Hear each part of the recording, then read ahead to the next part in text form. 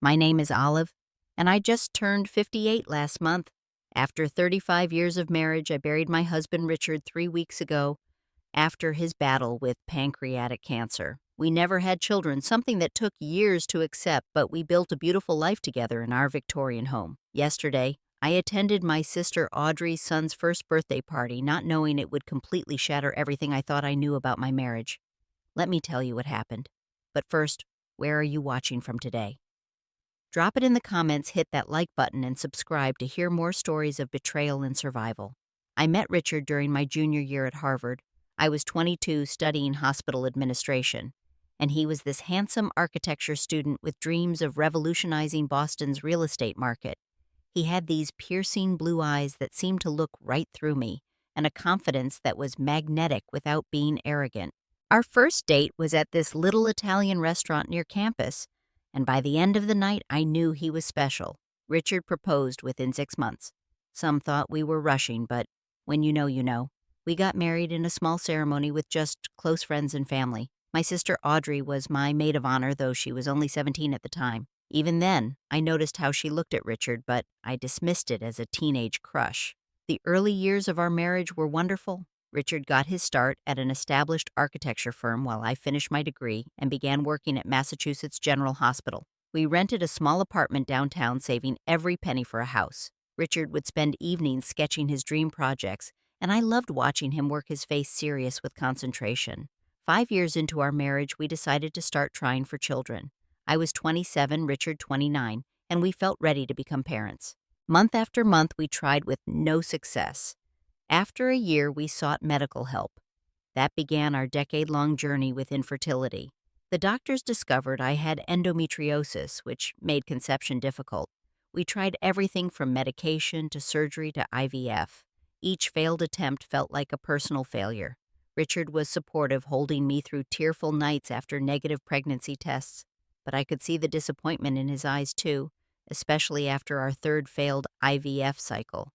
"Maybe we're meant to be just us," Richard said one night as we sat on our porch swing. We had just received the news that our final IVF attempt hadn't worked. "Do you really believe that?" I asked, searching his face for signs he was just saying it to make me feel better. He squeezed my hand. "I believe that I love you with or without children. We have each other, and that's more than many people ever find." Eventually, we redirected our energy. Richard's career was taking off with several successful commercial projects under his belt. He started his own firm, specializing in historical renovations, which was perfect for Boston's character-rich architecture. I had worked my way up to a senior administration position at the hospital. When we turned 35, we found our dream home, a Victorian fixer-upper in Beacon Hill. The price was steep, but with both our careers thriving, we could afford it. That house became Richard's passion project. He personally oversaw every detail of the renovation, from restoring the original hardwood floors to rebuilding the wraparound porch. Over the years, its value increased to around $800,000, but to us, it was priceless. Throughout these years, my relationship with Audrey remained complicated. She dropped out of college after her sophomore year, got married young to a guy named Tom who worked in construction, and divorced him 3 years later. She went through a string of jobs and relationships, never seeming to find her footing. Richard and I helped her financially more times than I can count. When she couldn't make rent, when her car broke down, when she needed money for dental work. She would always promise to pay us back, but never did. I didn't mind much, she was family after all, but it created a dynamic where she always seemed to resent us for our success while simultaneously depending on our support. After her divorce from Tom, Audrey moved into our guest house for what was supposed to be 3 months. She stayed for almost 2 years. During that time, she and Richard developed what I thought was a close friendship. They would watch sports together, something I had no interest in, and he helped her get a job at a friend's interior design company, playing to her creative talents. I was happy they got along, especially since my relationship with my sister had always been strained. When Audrey finally moved out to an apartment with a new boyfriend, Derek, I was relieved to have our space back, though I never said that aloud. Richard seemed a bit down after she left, which I attributed to him enjoying having someone to watch Patriots games with on Sundays. About 5 years ago, Audrey announced she was engaged to Derek, and they had a small wedding at a local winery. Richard and I gave them a generous cash gift to help them start their life together. Derek worked in software sales, and things seemed stable for a while. They bought a small condo, and for once, Audrey wasn't asking us for money. Then came Richard's diagnosis. It was about 18 months ago, just after his 58th birthday. Persistent stomach pain led to tests, which led to the devastating new stage 4 pancreatic cancer. The prognosis was grim from the start. 6 to 12 months, they said. Richard fought hard. Chemotherapy, radiation, experimental treatments, we tried everything. I took a leave of absence from work to care for him. Those months were a blur of hospital visits, medication schedules, and watching my strong, vibrant husband slowly fade away. In his final months, I noticed Richard becoming secretive. He would end phone calls when I walked into the room. I found him crying while looking at old photo albums several times. I assumed it was the natural reflection that comes with facing mortality, and I didn't press him. Audrey visited frequently during Richard's illness, which surprised me given her typically self-centered nature. She would bring meals or sit with him while I ran errands.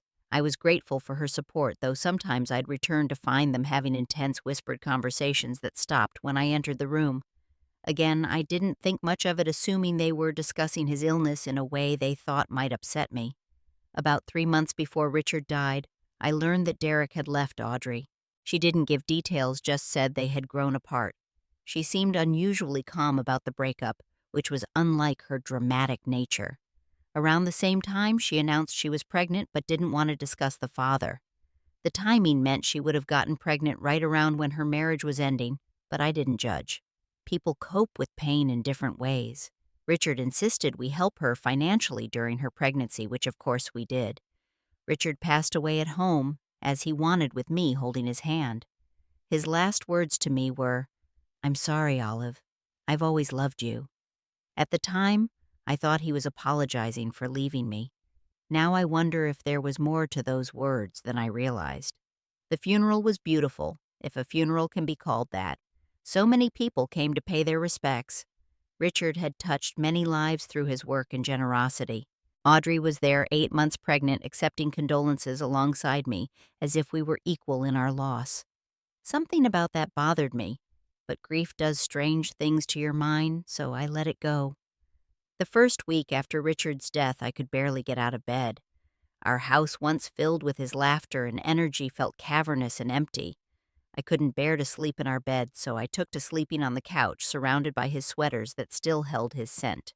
My friends brought food, checked in on me, sat with me through those first terrible days. Karen from next door came by daily with fresh coffee and would force me to take walks around the block. My colleague John from the hospital organized a meal train. The support was overwhelming and necessary, but nothing could fill the Richard-shaped hole in my life. For 35 years, he had been my person, the one I shared every thought, every worry, every joy with. The silence of his absence was deafening. I would catch myself calling out to him when I came home, or turning to tell him something interesting I had read, only to be met with the crushing reality that he was gone. The first night I forced myself to sleep in our bed again, I discovered his watch in the nightstand drawer. It was the vintage Omega I had given him for our 20th anniversary. He had treasured that watch, yet here it was left behind. I held it to my chest and sobbed until I had no tears left. Going through Richard's things was both painful and comforting. Each item held memories, stories of our life together. His collection of architectural books with notes scribbled in the margins. The sweater with the hole in the elbow he refused to throw away because it was lucky. The silly novelty ties I bought him each Christmas that he actually wore to important meetings. These remnants of him became my most precious possessions. About 2 weeks after the funeral, I met with our family lawyer, Martin Goldstein. Richard and I had prepared our wills years ago, updating them periodically as our assets changed. Martin was a longtime friend, having started his practice around the same time Richard launched his firm. They had often referred clients to each other. "Everything is relatively straightforward, Olive," Martin said as we sat in his wood-paneled office. "The house investments, retirement accounts, it all goes to you as the sole beneficiary." I nodded, not particularly concerned about the financial aspects. Richard and I had planned well, and I knew I would be secure. "There is one thing," Martin said, his tone shifting slightly. "There could be some complications." "What kind of complications?" I asked. Martin adjusted his glasses. "Richard came to see me about 2 months before he passed. He wanted to discuss some changes to the will, but ultimately decided not to make them. He seemed troubled.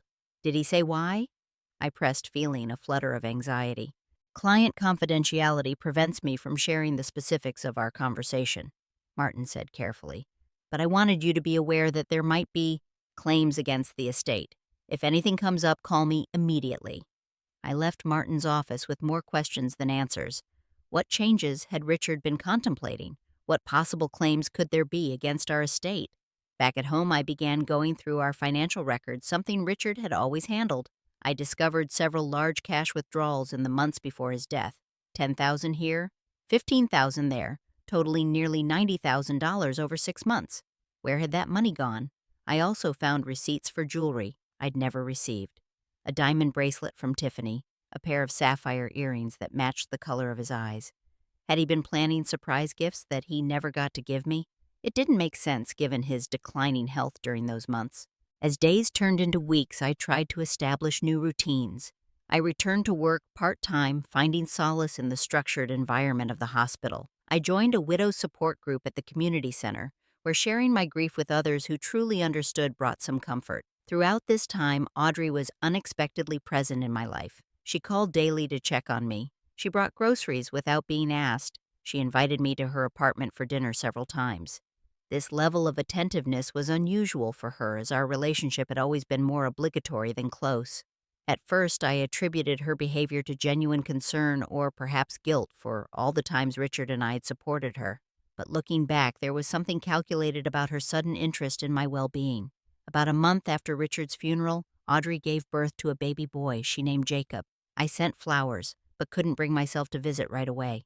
The thought of new life when I was still so consumed by death was too much to bear. Audrey seemed to understand not pressing me to meet my nephew immediately. Then came the invitation to Jacob's first birthday party. I was surprised, having lost track of time in my grief. "It's just a small gathering," Audrey said over the phone. "But it would mean a lot if you came. You haven't even met Jacob yet." Despite my reluctance, I agreed. Audrey was my only family now, and I needed to start rebuilding my life. The party was scheduled for Saturday afternoon at her apartment. When I arrived carrying a stuffed bear and some children's books as gifts, I was struck by how nice Audrey's apartment looked. New furniture, fresh paint artwork on the walls. It was a significant upgrade from her usual living situations. I wondered if the life insurance policy Richard had maintained for her had made this possible. There were about 15 people at the party, mostly Audrey's friends, whom I knew vaguely from family events over the years. Their greetings seemed oddly strained, with several exchanging glances when I entered. One woman, Patty, who had always been friendly, barely made eye contact. "Olive, come meet your nephew," Audrey called from across the room, bouncing a chubby-cheeked baby on her hip. I crossed the room and got my first look at Jacob. The world seemed to tilt sideways. He had Richard's eyes. Not just a similar color, but the exact shape, the same slight downward turn at the corners. His nose was Richard's too, with that distinctive bridge. Even the way his light brown hair grew in a cowlick at the crown was painfully familiar. "Would you like to hold him?" Audrey asked, already transferring Jacob to my arms. I took him automatically, my mind racing. The resemblance could be coincidental, I told myself. Babies often look like random family members. Perhaps Jacob resembled our father, which would explain similarities to Richard's features that I had always thought looked a bit like my dad's. Jacob stared up at me with those familiar blue eyes, and I felt a wave of vertigo. I quickly handed him back to Audrey. "He's beautiful," I managed to say, my voice sounding distant to my own ears. "Isn't he?" Audrey beamed. "He looks just like his daddy." The party progressed with cake cutting and present opening. I moved through it like a sleepwalker, unable to shake the disturbing thoughts growing in my mind. I kept stealing glances at Jacob, cataloging each feature that reminded me of Richard. Then came the moment that would forever divide my life into before and after. Audrey clinked a spoon against her glass, calling for everyone's attention. I expected a typical thank you speech for coming to celebrate Jacob's birthday.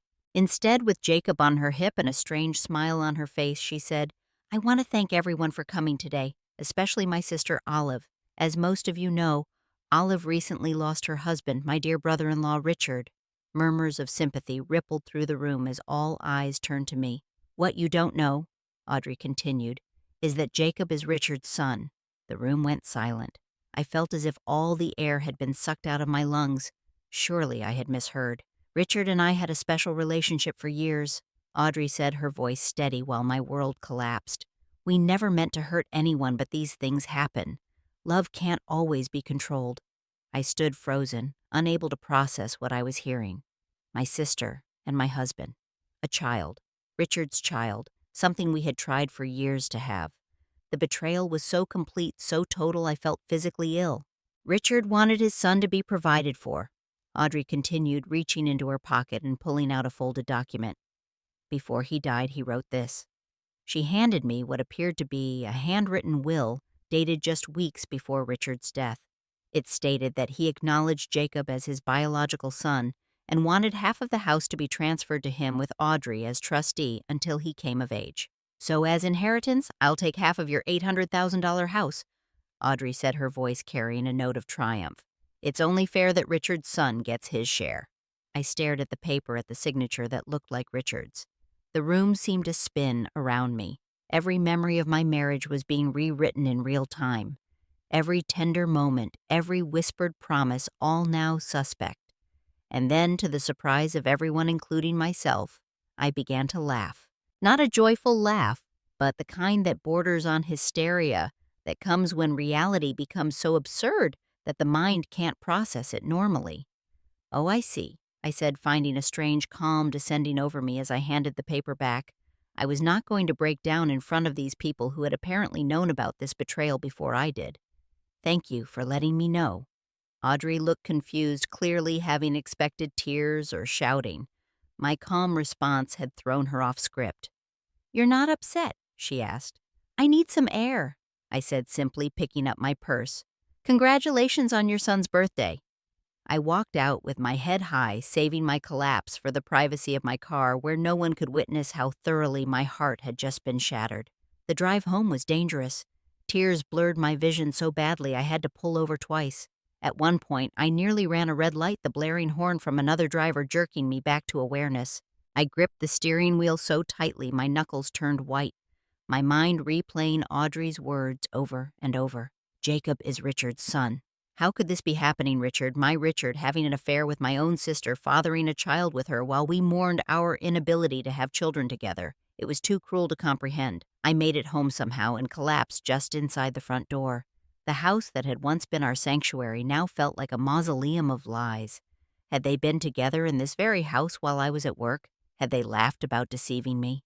How long had this been going on? That night was the darkest of my life, darker even than the night Richard died. Because that night I had lost the man I loved. This night I was losing the very reality I thought I had lived. Every memory called into question, every moment of our 35 years together now suspect. I pulled out our photo albums, scanning pictures for clues I might have missed. Richard and Audrey at our 20th anniversary party standing closer than I had noticed before. Richard with his arm casually around Audrey at a family barbecue.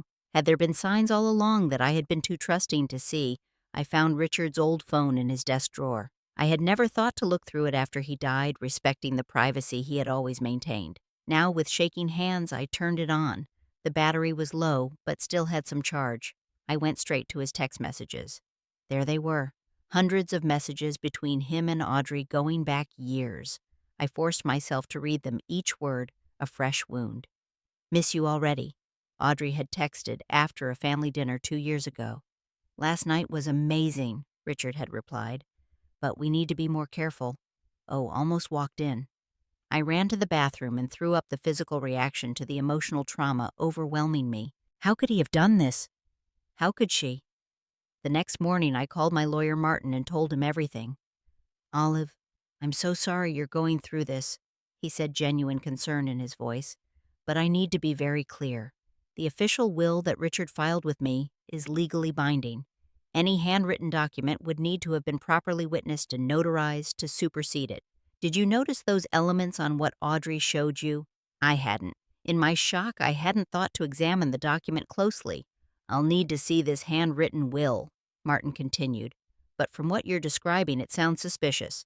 Richard knew the proper legal channels. If he had wanted to change his will, especially for something as significant as acknowledging a child, he would have done it properly through me. Martin's words gave me the first sliver of hope I had felt since the party. What if the will was forged?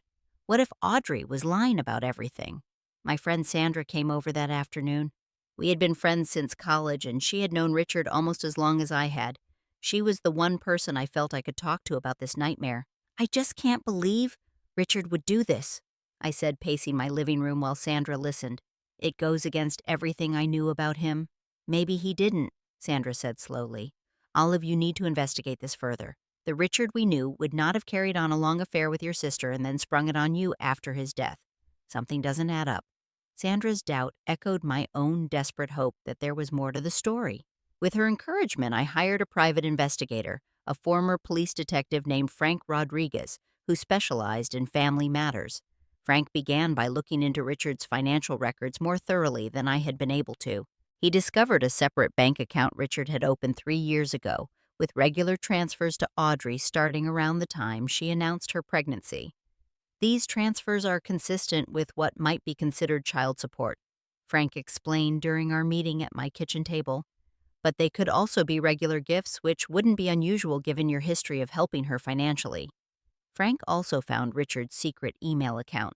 The messages between Richard and Audrey painted a complicated picture. There had clearly been something between them, but the tone of Richard's emails had changed dramatically after Audrey announced her pregnancy. I'll support the child, but we need to end this, Richard had written about 7 months ago. What we did was wrong, Audrey. Olive doesn't deserve this. You can't just walk away, Audrey had responded. We have something special. Don't pretend it didn't mean anything. The most revealing email was one Richard had drafted, but apparently never sent, dated just weeks before his death. Audrey, I'm running out of time. I need to make things right. Olive deserves to know the truth, all of it. If I don't find the courage to tell her before I'm gone, please do. But tell her everything, not just parts that benefit you. What truth had Richard wanted me to know? What was Audrey hiding? After 2 weeks of gathering information, I felt ready to confront Audrey. I suggested we meet at a cafe halfway between our homes, a neutral public place where I hoped we could keep the conversation civil despite the devastating subject matter. Audrey arrived looking polished and confident, wearing designer jeans and a blouse I recognized as costing more than she used to spend on a month's worth of clothes. She ordered an elaborate latte and smiled at me as if we were just having a sisterly catch-up. I'm glad you called, she said. I was worried about how you took the news at Jacob's party. It wasn't how I planned to tell you, but I thought it would be easier with friends around. I placed a folder on the table between us. I've learned some things that I think we need to discuss. Audrey's smile faltered slightly. What things? I opened the folder and took out printouts of the text messages I had found on Richard's phone. Let's start with these. Audrey glanced at them, her expression unchanged. Yes, Richard and I texted. We were close. These aren't friendly texts, Audrey. These are messages between lovers. She shrugged. I told you at the party. Richard and I had a special relationship. We didn't plan it. It just happened. When? I asked, my voice tight. When did it just happen? Audrey took a sip of her latte, seemingly enjoying having information I wanted. It started at your 55th birthday party. You went to bed early with a migraine. Remember, Richard and I stayed up talking. One thing led to another. I remembered that night. I had been devastated to miss most of my own party. Richard had been so attentive the next day, bringing me breakfast in bed, apologizing for the migraine as if it had been his fault. Had he been compensating for guilt? "Oh, you've been having an affair with my husband for 3 years, I clarified, trying to keep my voice steady. It wasn't just an affair, Olive. We fell in love. Audrey's voice took on a defensive edge. Richard felt trapped in your marriage. He stayed out of duty, but he wasn't happy. That cut deep. Had Richard really been unhappy all those years? Had our entire marriage been a lie? I pulled out another document, this one containing the email exchanges Frank had found. If you were so in love, why was Richard trying to end things with you? Audrey's confidence visibly wavered as she scanned the emails. He was confused. The cancer diagnosis made him sentimental about your marriage. And what about this? I showed her the draft email where Richard mentioned telling me everything, not just parts that benefit you. What was he referring to? I don't know, Audrey said, but her eyes shifted away, a tell she had had since childhood when she was lying. I think you do, I pressed. I think there's more to this story than you're telling me. What really happened between you and Richard? Audrey's demeanor changed her carefully constructed poise. Crumbling. Fine. You want the truth? Richard did come on to me that night at your birthday party. We had too much to drink, and yes, something happened. But it was one time. Just once.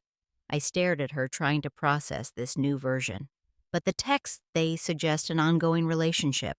After that night, I told Richard I was going to tell you what happened. He panicked. He begged me not to ruin your marriage. He said he'd do anything. A small, bitter smile formed on Audrey's lips. So I took advantage of that. I threatened to tell you if he didn't help me financially. Those texts were part of the act in case you ever found his phone. The cold calculation in her admission made my blood run cold.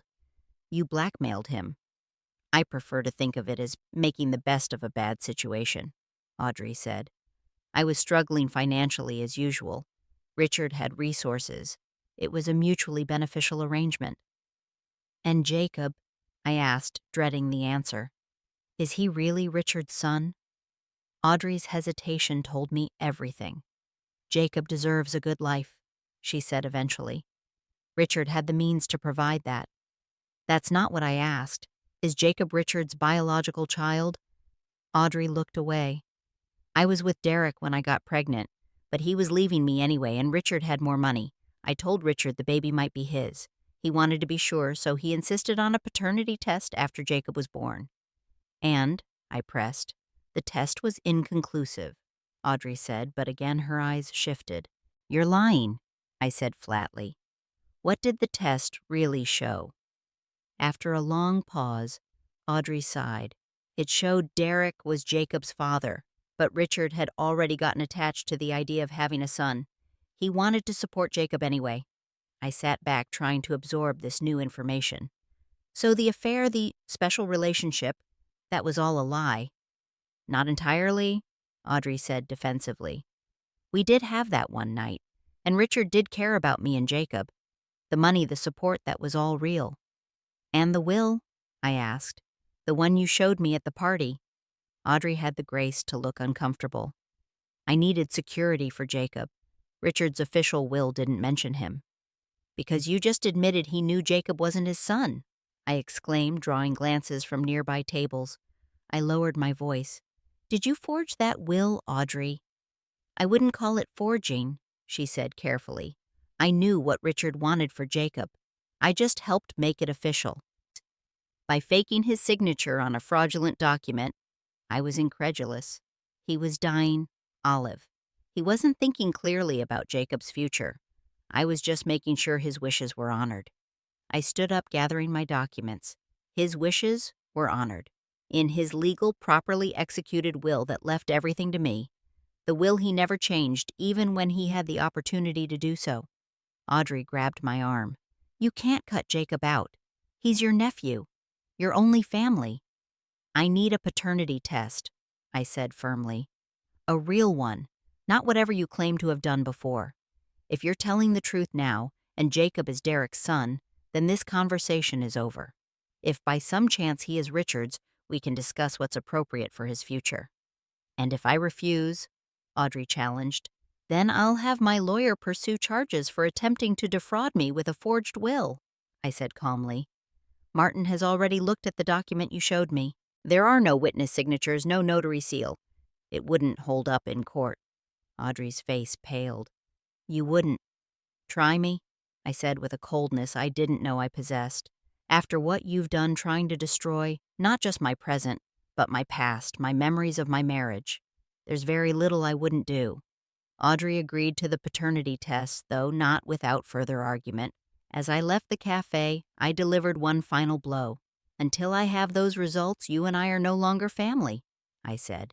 35 years, Audrey. That's how long Richard and I were married. And you tried to erase it all with your lies. Even if I eventually forgive you, I will never forget this. The paternity test results arrived by courier 10 days later. I sat at my kitchen table staring at the envelope for nearly an hour before finding the courage to open it. Despite Audrey's confession, part of me still feared what I might find inside. Finally, I tore open the envelope.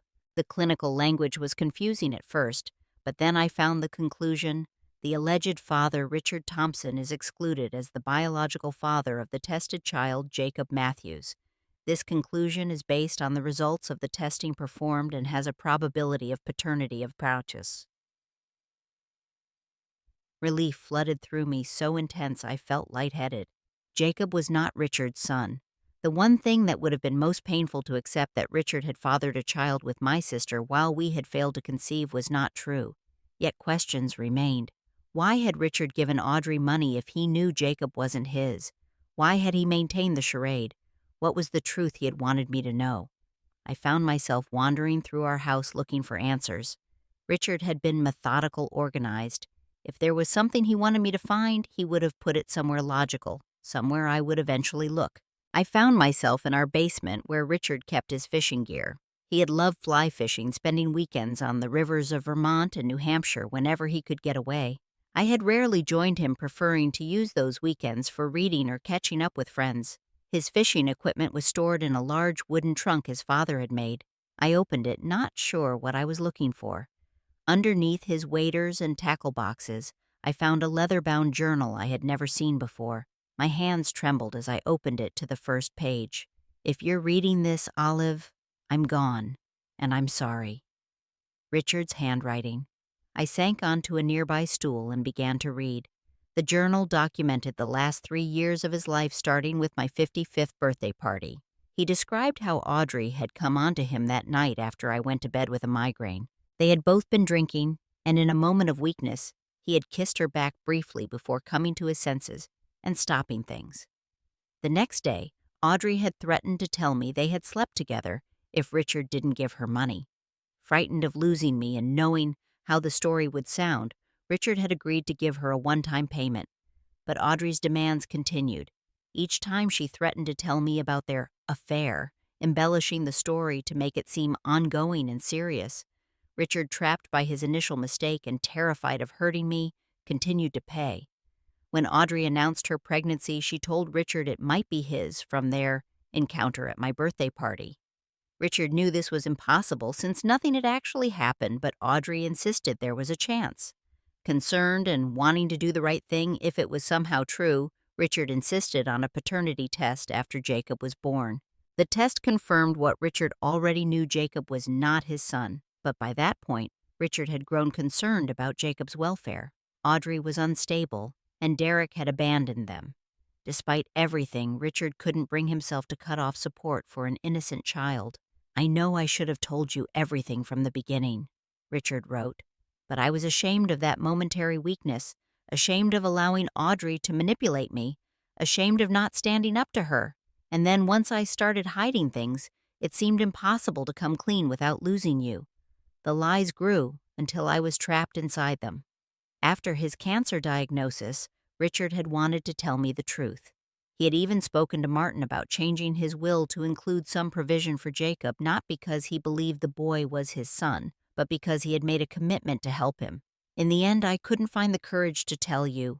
The final entry read, "I'm a coward dying with this weight on my conscience. I love you, Olive. You are the great love of my life. I hope somehow, someday you can forgive me for this deception, even if I don't deserve it." The journal fell from my hands. Richard had been blackmailed, not unfaithful. He had been protecting me in his own misguided way. The money, the secrecy, it all made sense now. The revelation brought a complex mix of emotions: relief that Richard hadn't had an ongoing affair with my sister, anger that he hadn't trusted me enough to tell me the truth, sadness for the weight he had carried alone, and rage toward Audrey for her manipulation and lies. I contacted Martin immediately and showed him the journal. He was as shocked as I was.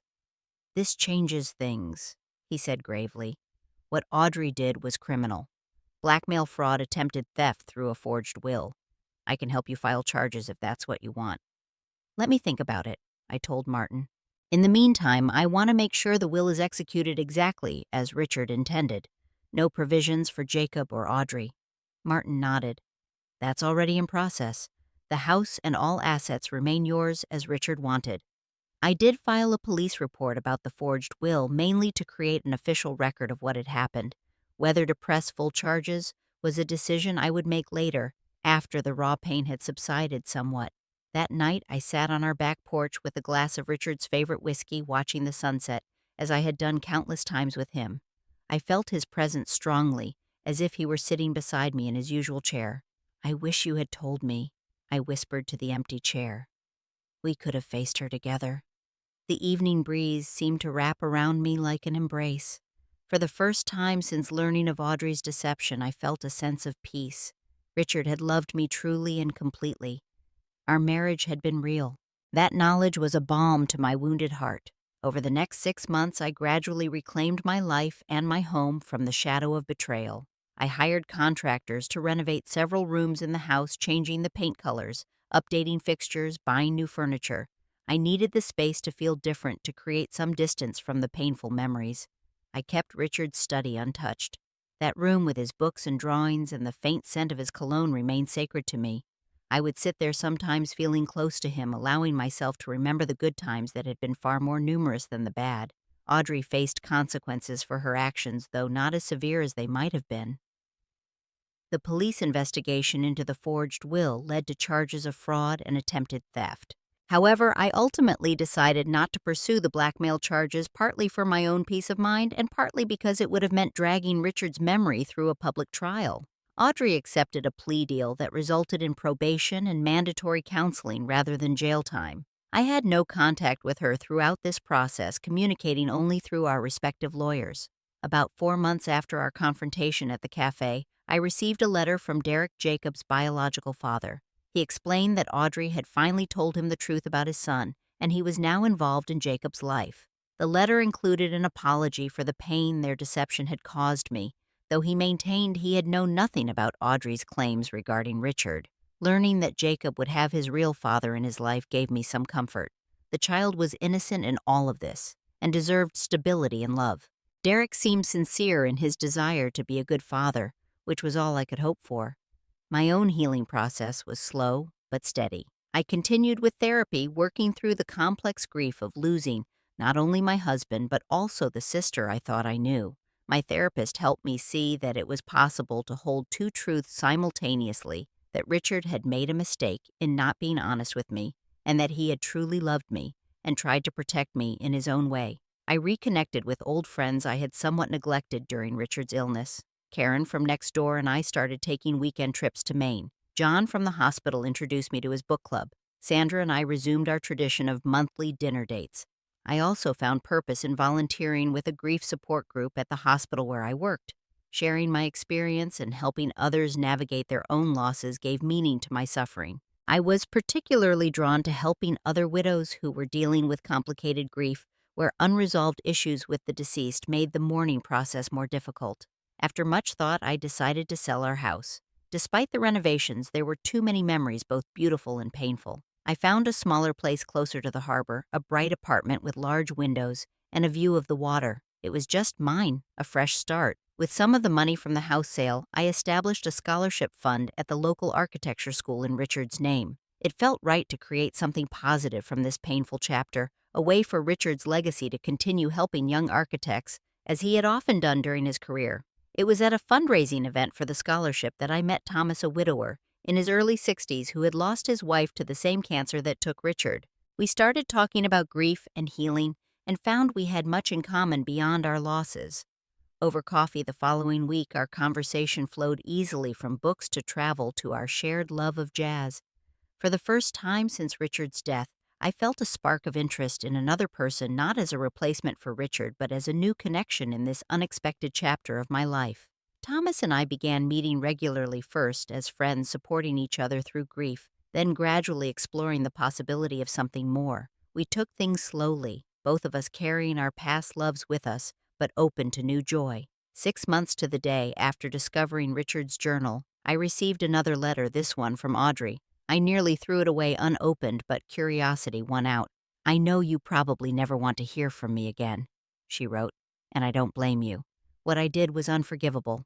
The counseling I've been required to attend has forced me to confront some hard truths about myself, my jealousy of you, and my pattern of destructive behavior. I'm not writing to ask for forgiveness, just to say that I'm sorry, truly sorry for the pain I caused you. Richard loved you completely. He never stopped loving you, not for a moment. I tried to destroy that because I couldn't stand that he loved you in a way no one has ever loved me. I hope someday you find peace and happiness again. You deserve it. I sat with that letter for a long time, unsure how to feel.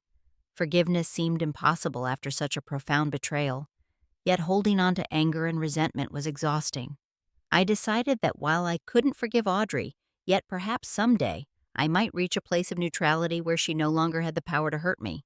As for Richard, my feelings were equally complex. I had loved him deeply for 35 years, and that didn't simply vanish because of his mistakes. He had been flawed human. He had made a serious error in judgment by not trusting me with the truth, but his intentions had been to protect our marriage.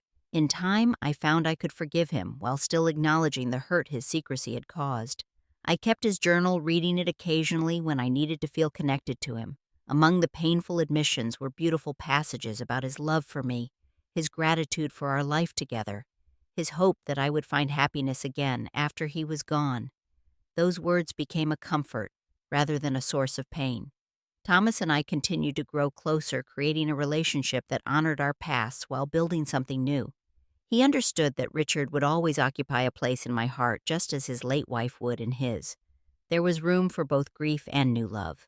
Looking back on this journey, from the devastation of betrayal to the gradual rebuilding of my life, I realized that the truth, however painful, truly did set me free. Free from lies, free from manipulation, free to remember my marriage for what it genuinely was: imperfect but filled with love. It's been a year now since I discovered the truth about Richard and Audrey. A year of grief, anger, healing, and finally tentative hope. I've learned that life can shatter in an instant, and that rebuilding takes time and courage, but it is possible to create something beautiful from the broken pieces. Thomas and I are planning a trip to Italy next month, something I had always wanted to do with Richard but never got the chance. I think Richard would approve. His last journal entry ended with a wish for me to live fully, to not let grief define the rest of my days. The scholarship in Richard's name has already helped 3 promising architecture students pursue their dreams. I attend the annual showcase of their work, seeing Richard's influence in their innovative designs. It's one way his legacy lives on, separate from the painful end of his life. I've maintained minimal contact with Audrey. We exchange brief emails occasionally, mostly regarding family medical history or other practical matters. Jacob is now 2 years old, and Derek has primary custody. While I cannot bring myself to have a relationship with Audrey, I did send Jacob a gift for his 2nd birthday. He is my nephew, after all, and innocent in all this. The widow support group I joined after Richard's death has become an important part of my life. I now help lead sessions sharing my story with others facing similar struggles. It's remarkable how many people are dealing with complicated grief, where unresolved issues make mourning more difficult. Being able to guide others through that process has been healing for me as well. My new home feels truly mine, now filled with a mixture of treasured items from my life with Richard and new pieces that represent this chapter of my journey. The view of the harbor changes with the seasons, a constant reminder that life continues to move forward, that nothing remains static. The most important lesson I've learned through all of this is that the people we love can disappoint us, can make devastating mistakes, and we can still choose to remember the love. Richard's final deception doesn't negate 35 years of a mostly happy marriage. Audrey's betrayal doesn't erase the occasional moments of sisterly connection we shared. We humans are complicated, capable of both tremendous love and terrible hurt. The challenge is to acknowledge both without allowing the hurt to overshadow the love. It's a balance I work on daily. If you're facing betrayal, grief, or loss of your own, I hope you can find the strength to seek the full truth, however painful it might be. Truth is the foundation of healing, and I hope you know that healing, while not linear and never complete, is possible.